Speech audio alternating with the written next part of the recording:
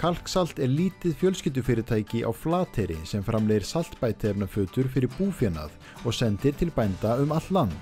Fyrirtækið var stofnað af Úlfari Önundarsyni ásamt fleirum árið 2015, en sumarið 2019 keyptu Sæbjörg Freyja Gísladóttir, þjóðfræðingur, og Eyvindur Atli Ásvaldsson, kokkur, fyrirtækið.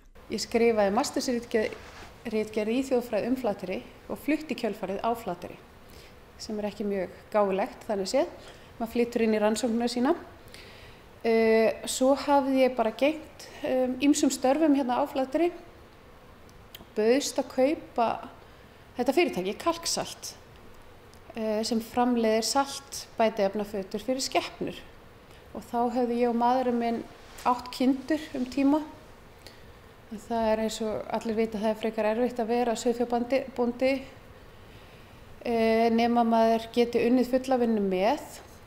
Þannig að við vorum hætt því, en sáum tækifæri með því að kaupa fyrirtæki hérna á Flateyri, með því að vera ennþá í tengslum við bændur og skapa okkur atvinnu á staðnum. Þannig að markmiðið hjá okkur hreinlega að geta unnið bæði hérna og þurfa ekki að fara út af verinni upp fyrir börnin okkar og bara okkur sjálf og aðra. En maðurinn, hann þessa stundir, hann að vinna sem kokkur? Maðurinn minn kokkur, já, og hefur starfað í það bara síðan að lauk námi sem kokkur. Og svo hann hérna í saltinu með mér í fríum, eins og börnin, þau eru hérna líka í skólafríum. Þannig að við erum ekki búin að ná markmiðinu með að við séum bæði launaðir starfsmenn. Hann bara þræll hérna eins og segir sjálfur, en það kemur. En þú talar þeir í tengslu við bændur, þannig að þetta svolítið árstíðabundið og fer eftir í hver þörfin hjá þeim? Já. Núna fara allar skepnur að fara inn á hús, til dæmis kindur. Þannig að mjög margir bændur vilja byrja að gefa kindunum sínum steinefni strax þegar þeir koma hús og fyrir fengitíman, byggja upp steinefnabúskapinn.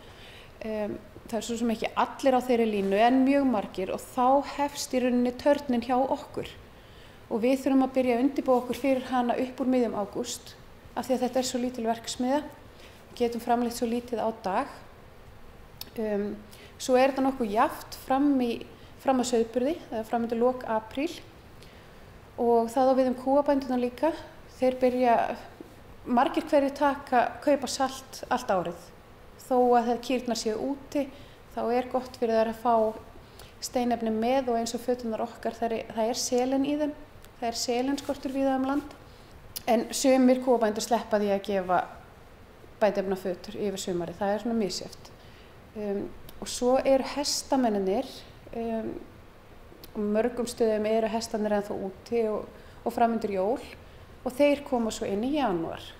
Svona þessi venjulegu bændur, eins og ég þekki það. Og þá við til dæmis með nýja vöru sem við ætlum að fara að markaðssetja núna fljótlega, sem tæplega 2 kíló hestasteinar.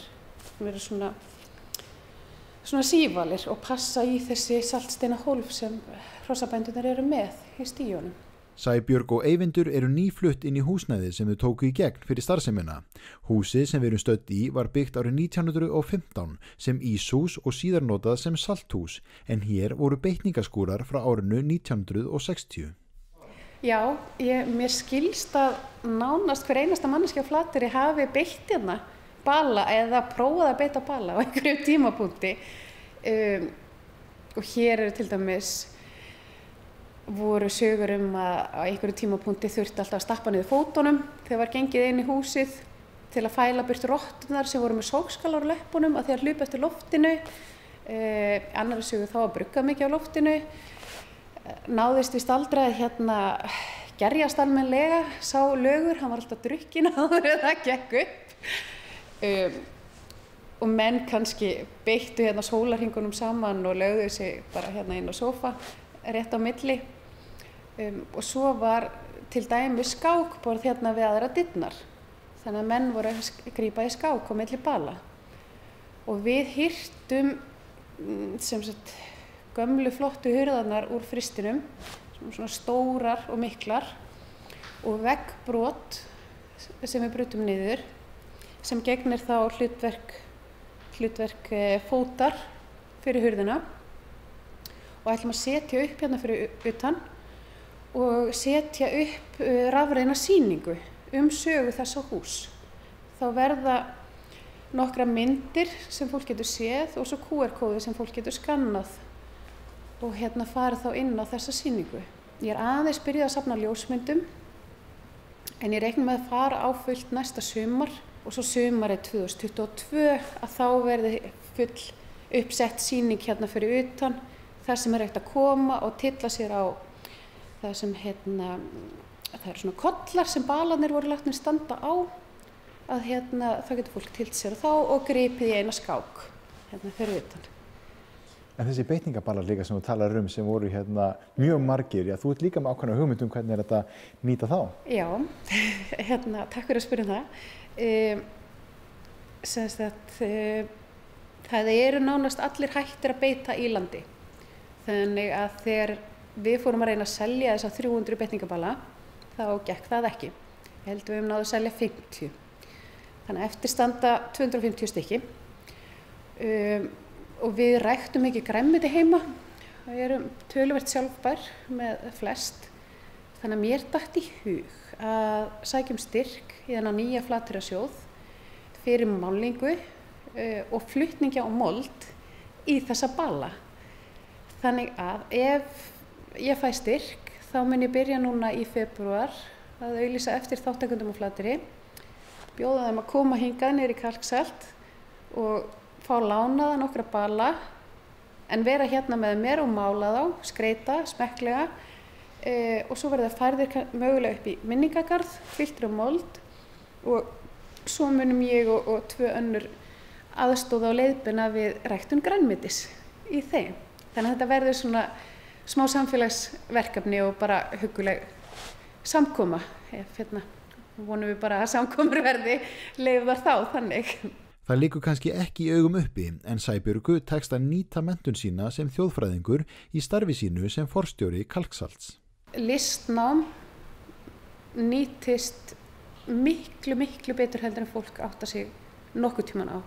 Ég hef verið í listnámi líka sem þýðir að ég get tekið allar ljósmyndir og auglýsingaefni fyrir Kalksalt sjálf og gert alla texta sjálf og þjóðfræði eins og annað háskólanám snýst í rauninu bara að afla sér upplýsinga, afla sér heimilda og kunna að vinna úr því.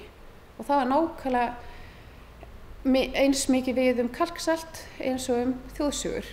Ég get ekki selt bændum Kalksalt án þess að vita hvers skepnurnar þarfnast, án þess að þekkja efnin sem eru í fötunum mínum og án þess að vita hvað kýr þurfa á hverjum tíma frekar heldur en kindur.